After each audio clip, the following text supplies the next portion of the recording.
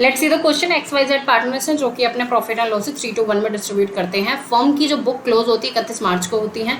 Y की मृत्यु हो जाती है 30 जून 2018 को। वाई की डेथ पे the goodwill of the firm was valued at 60,000.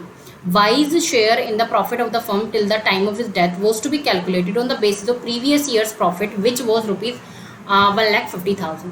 Pass necessary journal entry for the treatment of goodwill and Y's share of profit at the time of his death. तो सबसे पहले गुडविल का देख लेते हैं। तो देखो गुडविल कितनी है फर्म की 60,000 ना, तो उसमें वाई का शेयर कितना है, wise share in goodwill 60,000 into 3/6 यानी 30,000।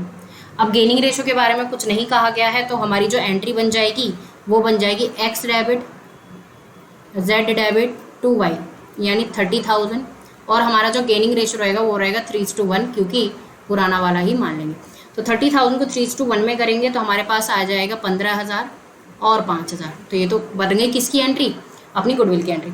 अब बनानी है कि जो इसका हिस्सा है, अब इसका प्रॉफिट भी निकालते हैं। वाइज प्रॉफिट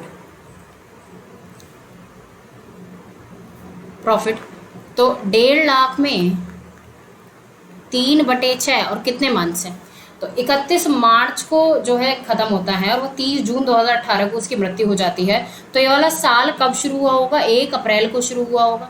तो अप्रैल मई जून यानी 3 महीने क्या हो जाएंगे, 3 महीने का वो हो जाएगा क्या, 3 महीने 3/12। अरे बच्चों एक गड़बड़ हो गई, यहाँ पर 3/6 नहीं है, वाई का हिस्सा 2/6 है। ठीक है, तो ये 20,000 है। ठीक है, और यहाँ पर भी क्या है 20,000। अच्छा तब ये 15,000 और 5,000 आएगा। ठीक है 20,000 डन। उसके बाद यहाँ पर भी क्या है 2/6 है, तो इसको निकाल कर इसका हिस्सा आ रहा है, कितना आ रहा है, मैं अगर कैलकुलेट कर पा रही हूँ तो आएगा ये 12,500। ठीक है, कैसे 1 अप्रैल से 30 जून 2018 तक। अब 12,500 क्या होती है, तो इसको जो हम एडजस्ट करते हैं वो हम profit and loss suspense account में करते हैं। देखिए क्योंकि ये साल के बीच में मृत्यु हो जाती है, मृत्यु तो कभी भी हो सकती है ना। रिटायरमेंट जो होता है कभी कभी जो पार्टनर है देख के करता है, या तो साल के शुरू में करूंगा या साल के लास्ट में करूंगा, तो वहाँ पर तो चीज़ें हो जाती है, पूरे proper upon profit and losses वगैरह अकाउंट बना देते हैं, उसमें वो एडजस्ट हो जाता है साल के शुरू में लास्ट में। लेकिन जब मृत्यु होती है तो बीच में हो जाती है, तो वहाँ पर हम प्रॉफिट एंड लॉस अकाउंट को नहीं छेड़ते हैं। इनफैक्ट हम डालते हैं profit and loss suspense account,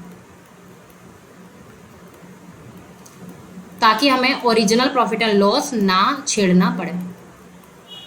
तो उसका जो प्रॉफिट है वो profit and loss suspense account में ट्रांसफर हो जाता है।